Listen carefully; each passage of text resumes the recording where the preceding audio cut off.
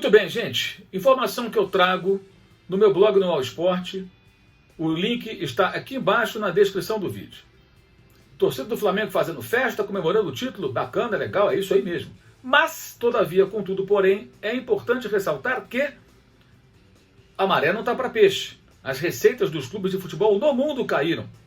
Não tem bilheteria, consequentemente, no caso aqui do Brasil, você tem queda drástica na arrecadação do sócio-torcedor. Duas receitas importantíssimas para muitos dos nossos clubes, entre eles o Flamengo.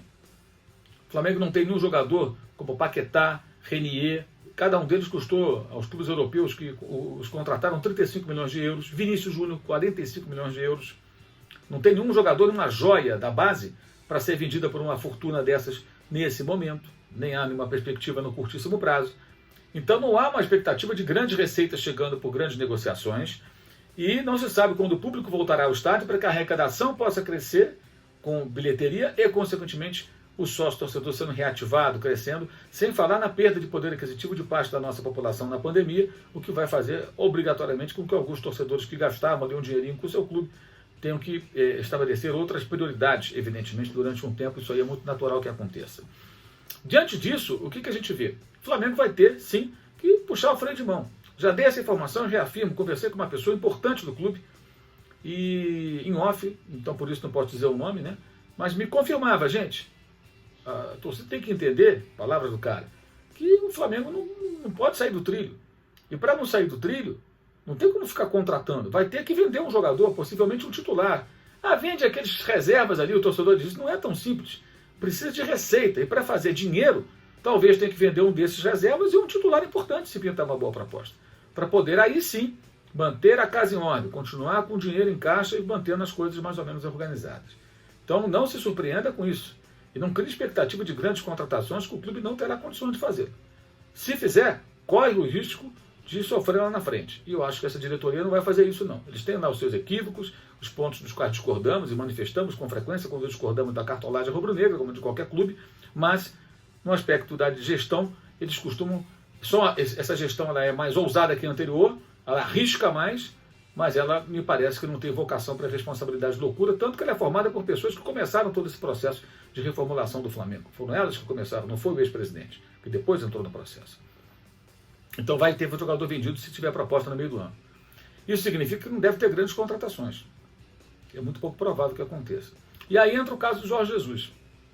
O pessoal fica nessa pilha da volta do Jesus. Primeiro, tem contrato em Portugal com o Benfica, não está liberado. Segundo ponto que é importante o torcedor do Flamengo entender. O Jesus tinha um salário indexado ao euro, carrega com ele uma equipe de 7 pessoas, é uma folha de pagamento alta, né, dessa galera, é uma equipe cara, competente, mas cara. Ele está em baixa. Além de não sabermos se daria tão certo a volta dele ao Brasil, é uma grande incógnita, não dá para ter nenhuma certeza. Tá? Eu não tenho a menor ideia se daria certo ou não, honestamente. Ainda mais vindo depois do desgaste que ele teve lá em Portugal com essa fracassada experiência até aqui no Benfica. Mas ele dificilmente viria para ganhar muito menos do que ganhava quando foi embora. Possivelmente pediria mais um pouco para ganhar igual, ou talvez ganhasse só aí um pouco menos. Se ele voltasse ganhando aquilo que ele recebia com a sua equipe, ele custaria ao Flamengo hoje, pelo câmbio dessa sexta-feira, né, dia 26 de fevereiro, algo em torno de 2 milhões e pouco por mês. Fora as gordas premiações, alguns encargos, porque nos contratos do Jesus ele coloca sempre uma premiação elevada se for campeão. E fazeria muito bem. E o clube pagou a ele quando ele obteve êxito em 2019. Então é um técnico hoje muito caro para o Flamengo, para qualquer time brasileiro talvez, a não ser aqueles que têm um apoio aí de mecenas e coisa parecida e tal, talvez possa fazer alguma coisa diferente. E o Flamengo não pode fazer loucura. Nenhum clube brasileiro pode fazer loucura, nenhum clube do mundo pode fazer loucura. O Barcelona fez algumas loucuras.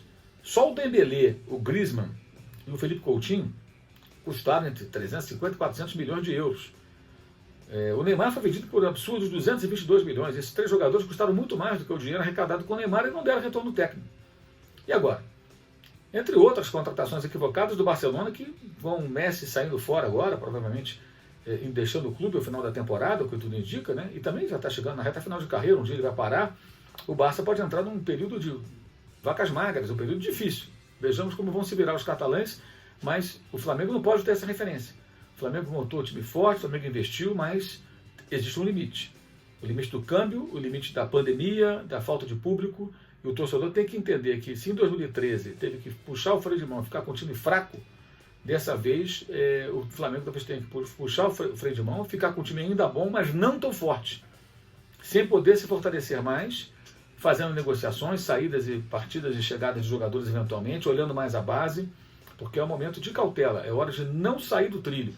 Isso vale para todos os clubes, todo mundo tem que ter uma responsabilidade na gestão. E o Flamengo, que virou referência nesse aspecto, não pode cometer o erro que durante tantos anos outros cartolas cometeram no passado. E o torcedor precisa ter inteligência para perceber que se hoje comemora títulos importantes, é porque lá atrás a casa foi reorganizada. Bagunçar o Corinthians agora seria uma espécie de um suicídio, uma tolice que não pode acontecer com clube nenhum do futebol brasileiro que esteja no prumo. Aqueles que já saíram no desvio, esses têm que fazer o caminho para voltar. O Flamengo já fez esse trajeto. Não pode cometer o erro primário de se descontrolar nas suas finanças justamente agora, no momento de crise mundial e muito grave aqui no país por tudo que está acontecendo. Saudações.